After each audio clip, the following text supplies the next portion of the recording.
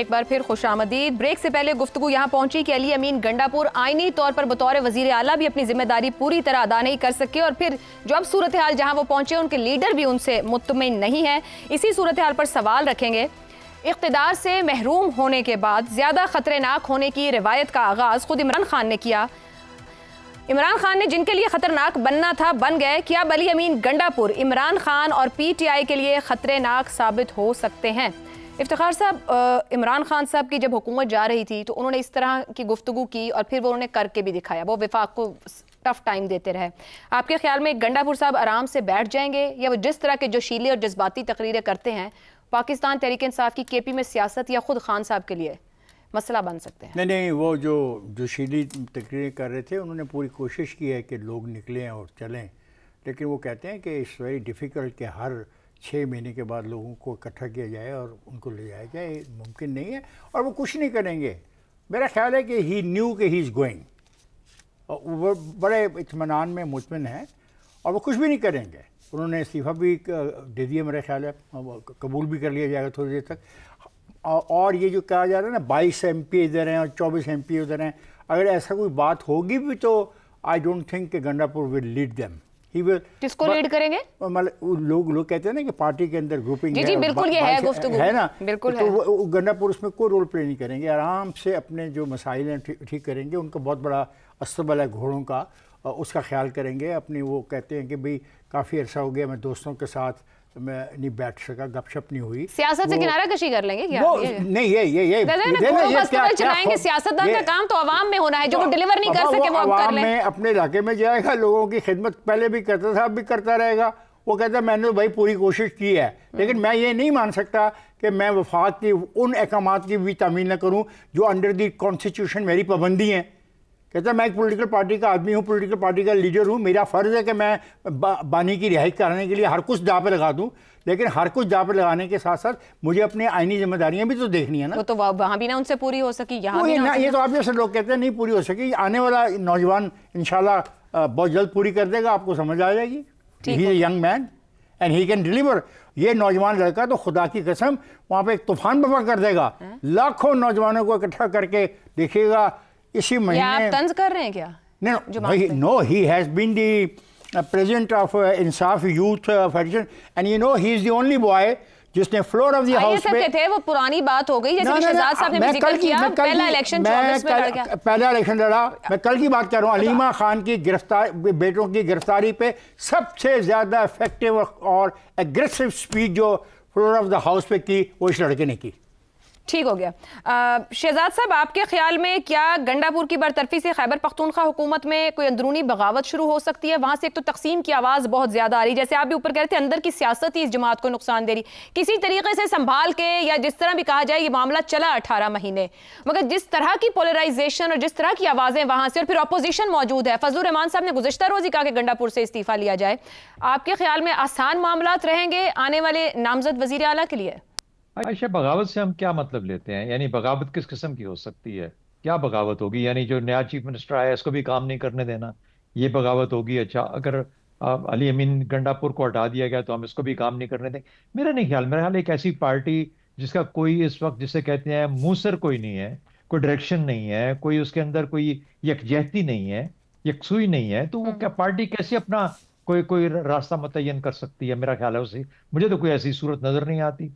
जहां तक असर रसूख है, अगर आप हम ये समझें कि अच्छा वहां पे अलीमा खान का असर रसूख होगा या जुनैद अकबर का बढ़ जाएगा या आतिफ खान अब ज्यादा हावी हो जाएंगे, अगर ऐसी बात होगी तो फिर अगर वो लोग काम करेंगे पीछे रह के, शक्ल या फेस इनका है काम करने वाले या पॉलिसी बनाने वाले वो लोग हैं, तो वैसा ही होगा जैसे अली अमीन गंडापुर का काम था। लोगों को उस वक्त भी शिकायत थी, लोगों को अब और एक लोगों को इनसे शिकायत हो जाएगी।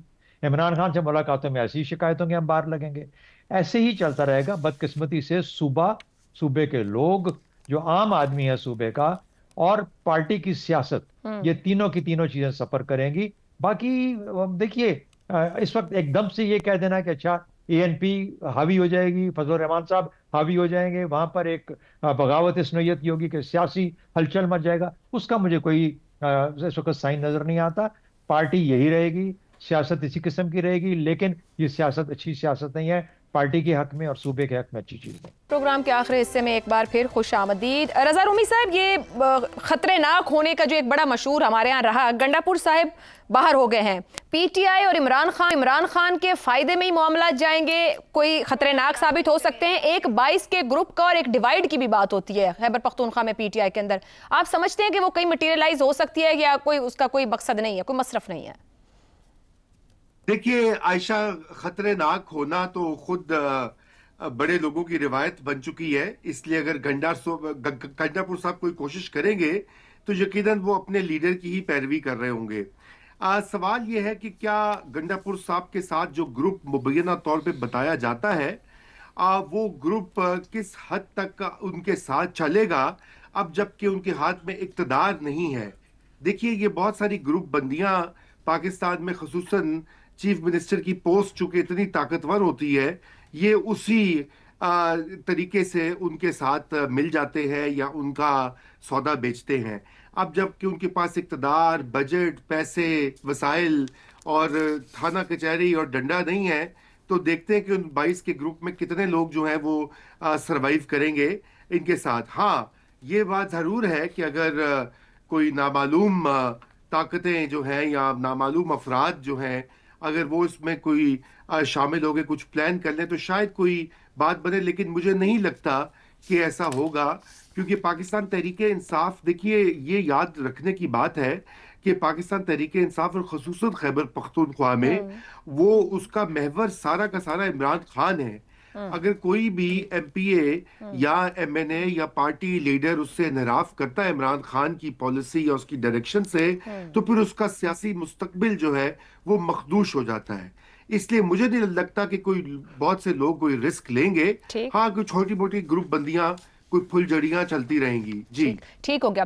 ज़ैगम साहब, आपकी भी राय क्या मिलती जुलती है, या फिर ये कहा जा सकता है कि ऊपर रजा साहब ने इख्तियार की बात की, इख्तियार ना हो मगर मालूमात या इंफॉर्मेशन, और वो भी एक एक्स सीएम की जो होती है, ये बड़ा टूल हो सकती है, हैमरिंग ऑफ दैट इंफॉर्मेशन, क्या वो कहीं पीटीआई या इमरान खान के लिए खतरा बन सकती है? देखिए, धड़ेबंदी पीटीआई के लिए खतरनाक बन चुकी है। पीटीआई की जो कैपेसिटी थी तहरीक चलाने की, हुकूमत को टफ टाइम देने की, उसे सबसे ज़्यादा किस चीज़ से नुकसान पहुंचा है? धड़ेबंदी से। इस बात से कि जो वर्कर्स हैं, जो पार्टी के सपोर्टर्स हैं, जो वोटर्स हैं, उनका अपनी लीडरशिप पर ही एतमाद नहीं रहा, वो उन पर ही ट्रस्ट नहीं करते। जब वो उन पर ही ट्रस्ट नहीं करते तो उनके फ्लैग के नीचे उनकी कॉल पे कैसे इकट्ठे होंगे? ज़ाहिर इमरान खान तो बाहर नहीं है ना, इन लोगों ने ही इकट्ठा करना है। पीटीआई इस वक्त खैबर पख्तूनख्वा में वन पार्टी के तौर पे रूल कर रही है, एक तरह का वन पार्टी प्रोविंस है वो, जैसे कि सिंध है। तो उस सूरत में इमरान खान से टक्कर लेना या पीटीआई से टक्कर लेने का तो मतलब है आप अपनी सियासत से एक तरफ हो जाए, वो भी इस तरह कि आप पैदा ही पीटीआई में हुए हों, बड़े ही पीटीआई में हुए हों, वजारत आला तक भी पीटीआई में पहुंचे हों। तो इस तरह से नहीं कि वो बराह रास्त इमरान खान को चैलेंज करेंगे या पीटीआई को चैलेंज करेंगे। वो क्या करेंगे कि वो धड़े का हिस्सा, जो उनका धड़ा है, उसका जरूर हिस्सा रहेंगे और उसके जरिए से लीवरेज करने की कोशिश करेंगे। देखिए, जब धड़ा हम कहते हैं तो उसका धड़ा एक क्या करता है? धड़ा पार्टी ओहदे हासिल करने की कोशिश करता है, प्रेशर ग्रुप के तौर पे काम करेंगे, हुकूमती ओहदे हासिल करने की कोशिश, कि अपने लिए प्रेशर ग्रुप का क्या मतलब है? मैं अर्ज कर रहा हूं, पार्टी के ओहदे, हुकूमती ओहदे, नौकरियां, ठेके, मैक्सिमम हिस्सा लेने की कोशिश करता है ना। और जब मुख्तलिफ धड़े एक दूसरे से नबर्द आजमा होते हैं तो नतीजा क्या निकलता है? गवर्नेंस की गड़बड़, गवर्नेंस की तबाही। अब उसको किस तरीके से नए वजीर आला रिएक्ट करेंगे? मैक्सिमम लोगों को अकोमोडेट करेंगे, कुछ इसको दो, कुछ इसको दो, कुछ उसको दो। नतीजा जाहिर है अगर अगेंस्ट अगेन गवर्नेंस का ही नुकसान। पार्टी से रिएक्शन आएगा, नाराज हो जाएंगे, तो फिर उनकी हालत वो भी हो सकती है जो मरवत साहब की है, शेर अफजल मरवत की। ज्यादा इंतहा पे बात जाएगी तो वहां तक मामला पहुंच सकता है, लेकिन मेरा नहीं ख्याल वहां तक जाएगा। ज्यादा खतरनाक सूरत हाल ये है कि खैबर पख्तूनख्वा में मुख्तलिफ धड़ों में जूतों में दाल बढ़ती रहेगी। ठीक हो गया, ठीक हो गया। प्रोग्राम करेंगे खैबर पख्तूनख्वा की गवर्नेंस या बानी की ख्वाहिशात, गंडापुर जो कुछ ना कर सके क्या वो सुहेल आफरीदी कर पाएंगे? आने वाले दिनों में इसी सवाल पर गुफ्तगू रहेगी। आज के लिए इतना ही, इजाजत दीजिए, अल्लाह हाफ़िज़।